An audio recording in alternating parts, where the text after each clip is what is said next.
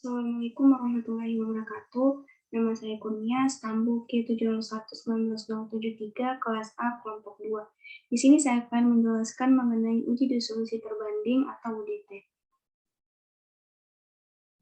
Jadi uji distribusi terbanding atau UDT ini merupakan ujian yang dapat digunakan untuk memastikan ekivalensi dan sifat-sifat produk obat. Tujuan dari uji distribusi terbanding ini yaitu dapat digunakan untuk memastikan kemiripan kualitas dan sifat-sifat produk obat dengan perubahan monitor dalam formulasi atau pembuatan setelah izin pemasaran obat. Adapun syaratnya yaitu produk yang tidak memerlukan studi in vivo, produk obat kopi yang hanya beda kekuatan. UDT dapat diterima untuk kekuatan yang lebih rendah. Kemudian alat dissolution tester, di mana dissolution tester adalah sebuah alat laboratorium yang digunakan untuk mengetahui proses melarutnya zat atau senyawa aktif obat dalam media pelarut. Di mana mekanisme kerja alat ini yaitu persiapkan media disolusi dan sampel yang akan dianalisa, isi chamber dissolution tester dengan air atau kuali sesuai dengan batas yang telah ditentukan, kemudian pasangkan vessel pada chamber sesuai dengan kebutuhan, lalu naikkan head unit hingga posisi paling tinggi. Setelah itu, pasangkan ganggang pengaduk, dayung atau keranjang, dan komponen lainnya sesuai dengan kebutuhan analisa dengan benar. Turunkan kembali head unit dengan hati-hati hingga batas yang telah ditentukan. Setelah posisi batang pengaduk pada posisi tengah dengan ketinggian sekitar 2,5 cm, kemudian masukkan midi disolusi dengan jumlah volume 900 ml atau sesuai dengan kebutuhan. Lalu nyalakan dissolution tester dengan cara menekan tombol on. Lalu setting suhu sekitar 37 derajat Celcius, kecepatan putaran, dan lama waktu pengadukan. Selanjutnya, tutup semua vessel untuk mencegah kotoran atau benda asing masuk ke dalam vessel. Setelah suhu pada temperatur controller menunjukkan di sekitar 37 derajat Celcius, masukkan obat secara bersamaan dan tekan tombol start untuk memulai proses. Setelah mencapai waktu yang telah ditentukan, maka sampel diambil secara bersamaan. Kemudian ini adalah monografi dari obat metformin HCl, di mana pH mediumnya itu 6,8, volume mediumnya dari 1000 ml, volume sampling 5 ml, panjang gelombang maksimum 233 nanometer, kemudian nilai Q-nya atau kadar yang terlarut pada menit ke-45. Toleransi dalam waktu 45 menit harus larut tidak kurang dari 70%. Ini dari literatur FI 6. Kemudian ada syarat keberterimaan suatu obat, di mana terdapat 3 tahap, yaitu S1, S2, dan S3. Untuk S1, jumlah yang diuji itu ada 6, di mana tiap unit tidak kurang dari Q plus 5%.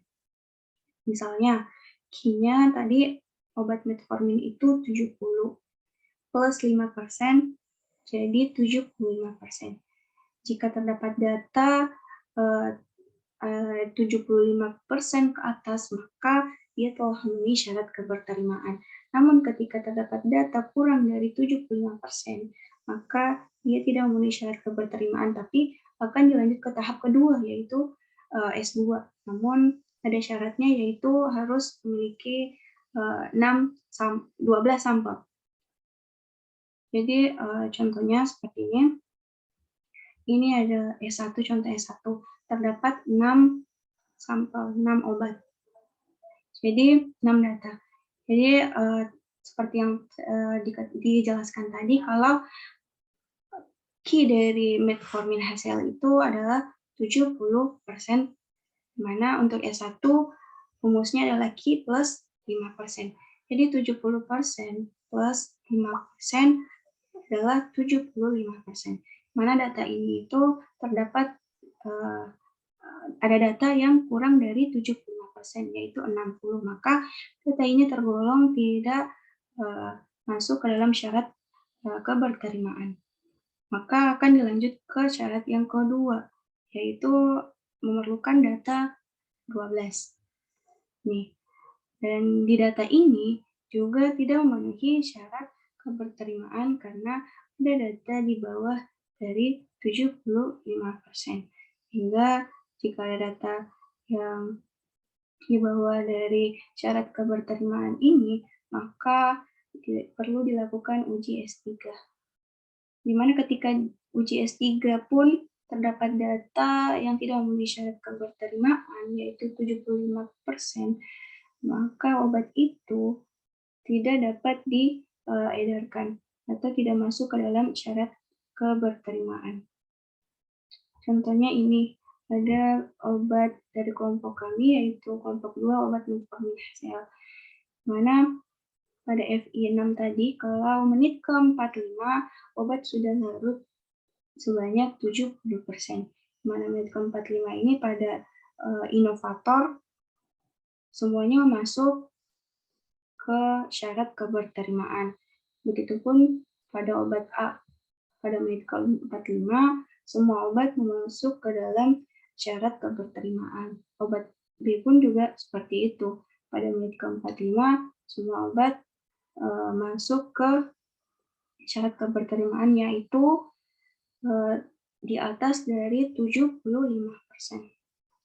Kemudian saya akan menjelaskan cara menggunakan aplikasi PHQ Bootstrap. Jadi di sini ada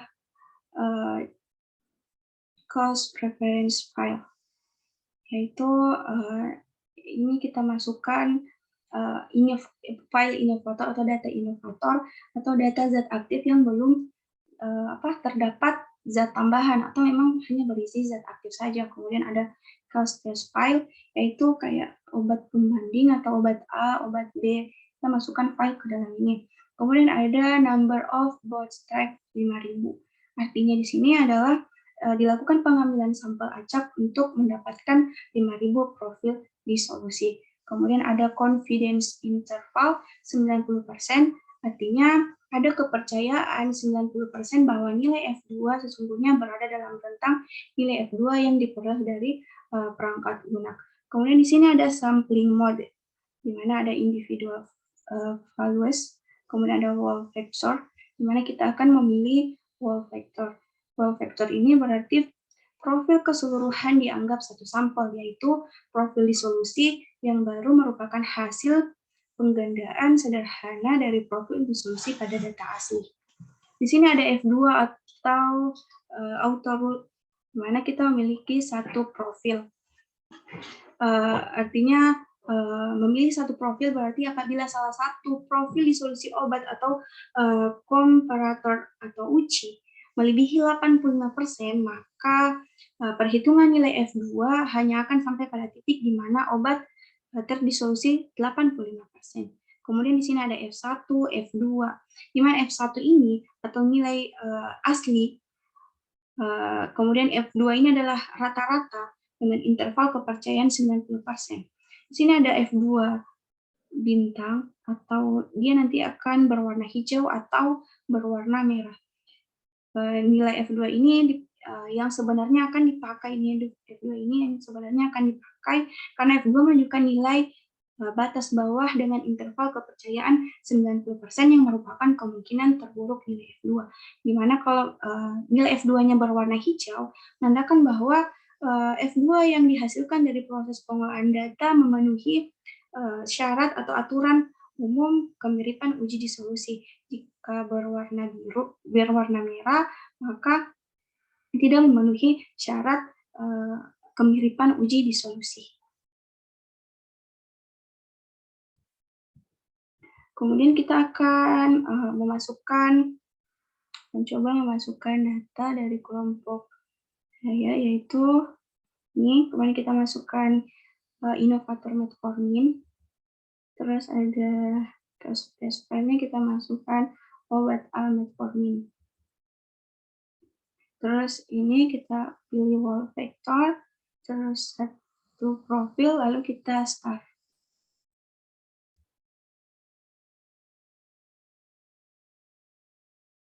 Nah, di sini hasil F2-nya itu berwarna merah, yaitu menunjukkan bahwa nilai F2 kurang dari 50. Artinya kedua profil disolusi itu tidak memenuhi syarat kemiripan uji disolusi atau tidak similarity. ya, sehingga obat ini tidak diterima atau tidak bisa diedarkan. Sekian dari pemaparan saya. Wassalamualaikum warahmatullahi wabarakatuh.